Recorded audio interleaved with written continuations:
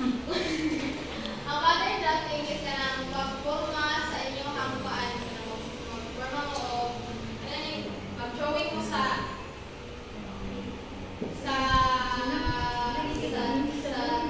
dress na inyong hanggaan. Naging pattern nyo ba? Dali na siya masaktan pag mag-design mo o mag-palit. Understanding the body shape.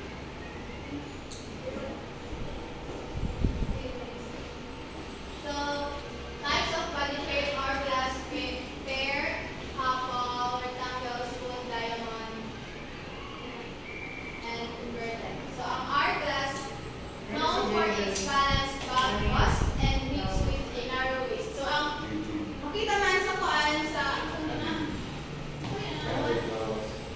hourglass, kaya kuan siya ka ng ang inyong shoulder o inyong hips is antay siya ka ng angle. Tapos gawin mo face. So, ano siya ang hourglass? Ang triangle is where the hips are wider than the bust. So, kanang nakumubala kang isa sa inyong hanggaan, sa inyong shoulder. Apple, characterized by the polar red section. Kanang dili kayo siya ma-emphasize ang inyong body. Red, sabi ko lumana. So, inverted is tapos mo, dili kanang napo inyong shoulder compare sa inyong hips. So, next is rectangular or straight, where the bust, waist, and hips are roughly aligned. Spoon is similar to pear but with more emphasis on the hips and the lower body. Mas nako din yung lower part sa inyong hanggaan. Diamond, noted for a wider with section with narrower waist and hips. Murag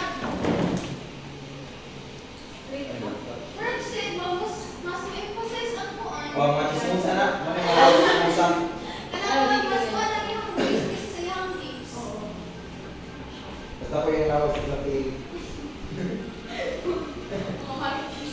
Types of patterns of block pattern made by drafting from the measurements which have been carefully taken from an individual or from a model. So, ang construction pattern that intervening steps between the block and the final pattern design are complicated. Construction patterns are section.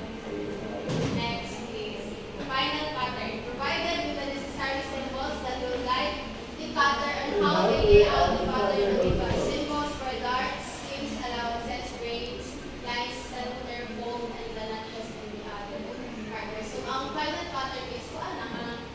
Nananadali mga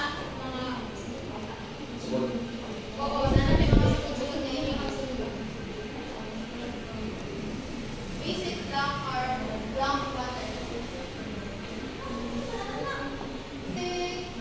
Block or block pattern is an individual component of apparel clothing design or style. It can be made into two ways, such as modeling and planning.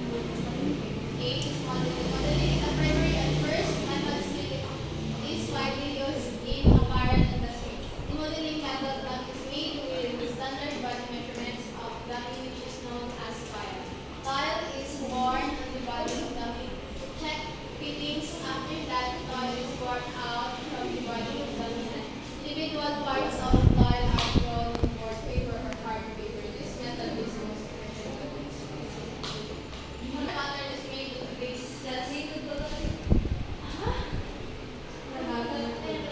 Flat method. In case of flat method, the pattern of different parts of apparel, especially body.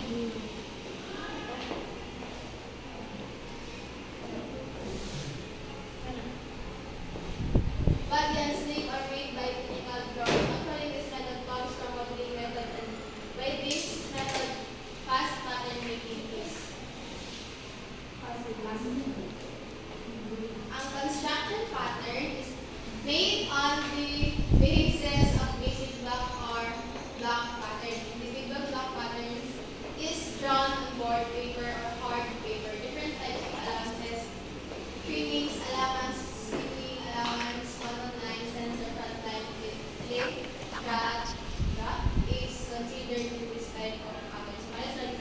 lapit ng oras. Mas gusto na kayo, magbalik sila din.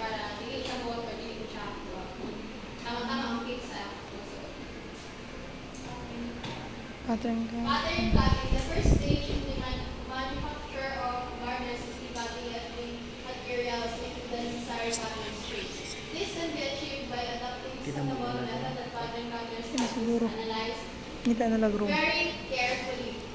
So, pag magsugod ka, parang naglaman na sa these basta magsugod ka, is tama ang pag magsugod ka, is na allowances, na abot siya,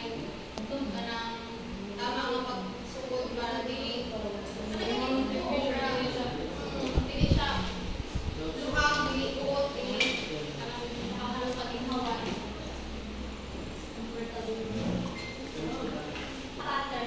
Black pattern. Pattern of garments in general version have their basic black pattern using standard measurement.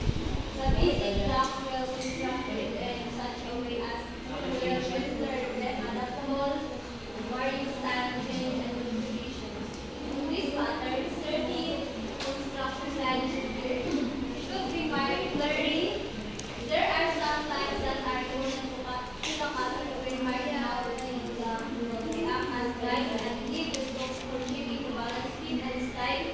Black pattern is a measured pattern constructed to fit an average. So, to react sa black pattern, kailangan pag mag-line na ka sa isa ka tela or sa isa ka imong isa sa kailangan is clear dito siya mapag-mark kay what if mo. O what if, di ba? Ang activity ang wala kayo ng mark. So, ang iwang yung na dress ba is kanang dili siya dito pa kayo kailangan clear dress.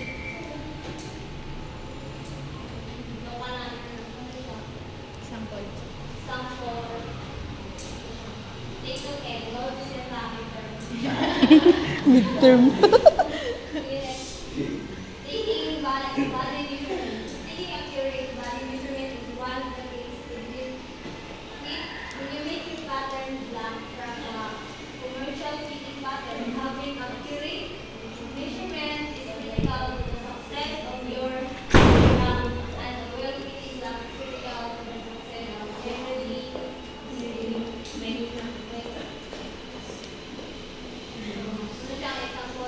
So, A, bust, measure the bust and the police part, measure all around the body without circumstances.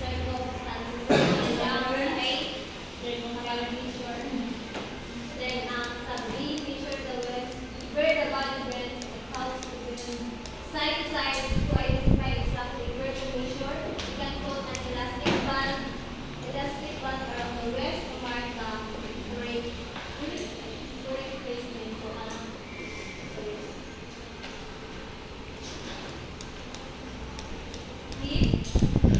Measure the hips at the fullest part, usually around the 6. The high neck measure around the fullest part, about 3 to 4 below the waist. This is helpful when fitting at